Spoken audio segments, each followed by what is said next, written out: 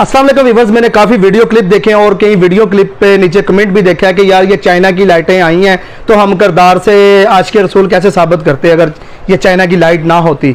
तो मैं सिर्फ उनको एक मुख्तसर सी बात कहना चाहता हूँ कि दाता दरबार पर एक शख्स बैठा था, वो अल्लाह पाक से दुआ करता है, अल्लाह इस दाता हुजूर के सदक़े मुझे 10 रुपए की रोटी खिला दें, मुझे बहुत सख्त भूख लगी है। तो एक शख्स गुजर रहा था तो उसने 10 रुपये दिए और कहा कि यार दाता ने तेनू की देना है वे यार, है फट 10 रुपये जाके रोटी खा।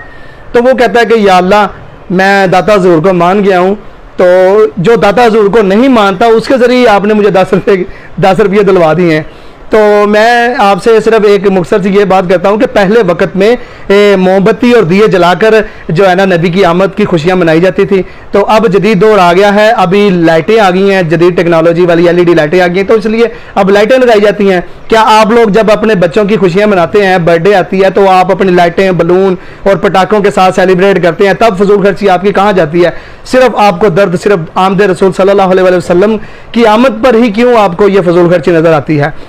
और कहते हैं कि गरीबों की हेल्प करो। भाई हम गरीबों की हेल्प करते हैं, क्या हम अब गरीबों की हेल्प करते हुए हम वीडियो बनाएं? अगर हम वीडियो क्लिप बनाएं, हम लोगों को दिखाएंगे, तब भी आपके लिए एक गिला शिकवा हो जाएगा कि आप गरीब की हेल्प कर रहे हैं और दिखावा कर रहे हैं।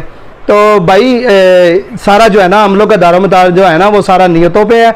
और एक मैं आपको सिंपल सी एक मिसाल देना चाहता हूँ कि मस्जिद पहले मिट्टी की होती थी, वहाँ पर जब हम नमाज़ पढ़ते थे, तो उसके बाद अब मस्जिदें जो हैं वो टाइलें पत्थर हैं, कलीन है, AC लगे हुए हैं। तो क्या जो मिट्टी पे पहले नमाज़ पढ़ते थे उनकी नमाजें नहीं होती थी? क्या अब नमाजें ज़्यादा होती हैं? पहले जंगें तलवारों से लड़ी जाती थी, चाकुओं से लड़ी जाती थी, अब एटमी हम ताकत हैं और अब बम्बों से लड़ी जाती है।